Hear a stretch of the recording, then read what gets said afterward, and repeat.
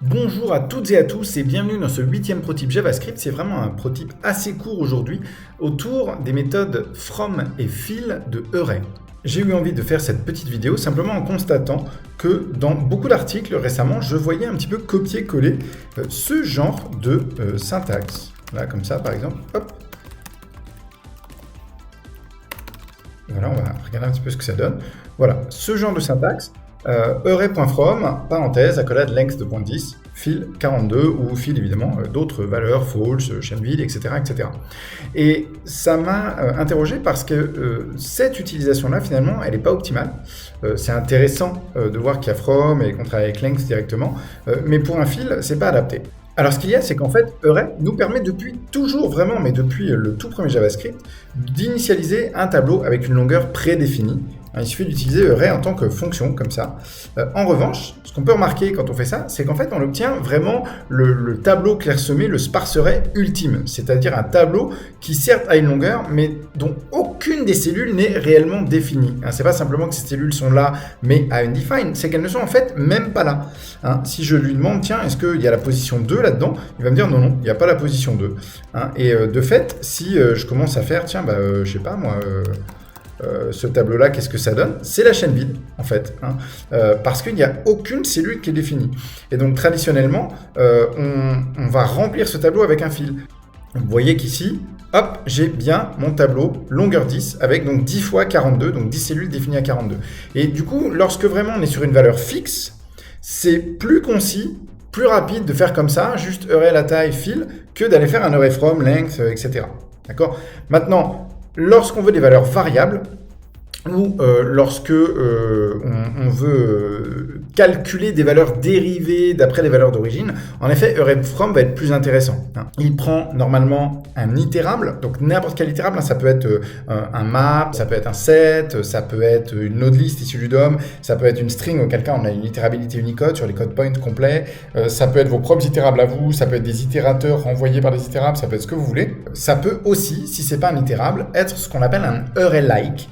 Un peu comme ce qu'attendent toutes les méthodes classiques en fait de Array, c'est-à-dire simplement un objet qui a une propriété length numérique non négative et en théorie a des propriétés pour les entiers allant de 0 à length moins 1. Et c'est pour ça que ce array from length 10 fonctionne, parce qu'on lui file un array like avec une longueur à 10, mais il n'y a pas les propriétés en fait de 0 à 9. En revanche, array 10 et array from length 10, c'est pas tout à fait pareil. Vous voyez qu'ici, le bon vieux array 10 historique ne définit pas les cellules, alors qu'en fait, un array from, lui, définit en effet les cellules. Il va me les mettre à undefined. Elles seront toutes à undefined. Donc, elles existent. Si je lui dis, tiens, est-ce qu'il y a la propriété 2 là-dedans? Il va me dire true. Et du coup, si je fais un every, pour le coup, là-dessus, voilà...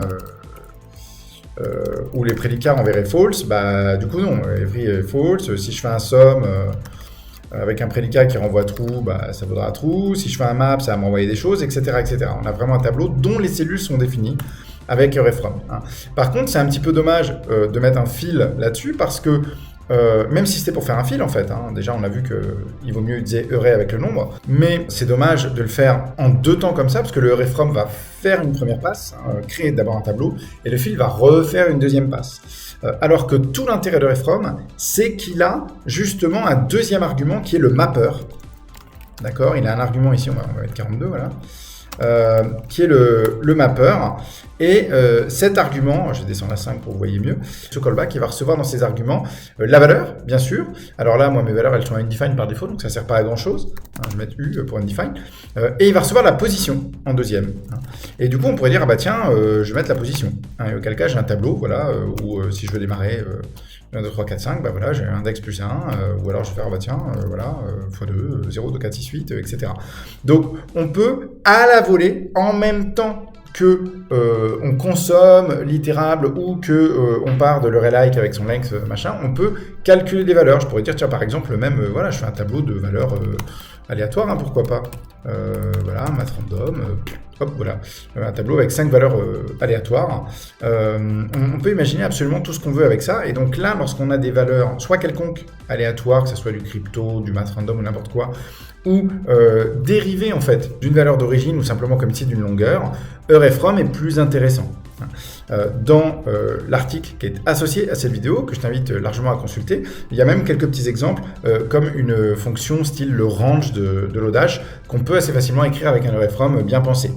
Voilà, donc en résumé, fill, c'est lorsque on a une valeur unique que c'est intéressant, et à ce moment-là, il vaut beaucoup mieux utiliser juste EUR, parenthèse la longueur, point fill. Hein, c'est plus compact que le EUR-et-FROM, et c'est là depuis hyper longtemps, cette syntaxe EUR avec un nombre. Et lorsqu'on veut des valeurs qui sont calculées ou qui sont variables d'une manière générale, on va faire effectivement un EUR-et-FROM avec soit un itérable de données sources, soit juste un EUR-like avec son length, et le deuxième argument qui est le callback de calcul effectivement de valeur. Dans les deux cas, fill ou from, ce sont des méthodes qui sont apparues avec ES 2015. Elles sont donc disponibles depuis 2015 et même avant sur tous les navigateurs et toutes les runtimes modernes, c'est-à-dire à peu près tout, sauf IE, mais depuis juin 2022, IE, c'est officiel, on s'en fout. Voilà pour ce prototype, j'espère que ça t'a plu. N'hésite pas à nous laisser en commentaire les usages que toi tu fais de fill ou de from, ou les questions supplémentaires que tu aurais sur l'arbitrage entre les deux ou les combinaisons éventuelles intelligentes des deux. Et puis moi je te dis au prochain prototype, et en attendant, n'oublie pas d'aller regarder tous les contenus qui existent sur notre chaîne et sur notre site. Il y a certainement plein de petits trucs utiles que tu n'as pas encore vus.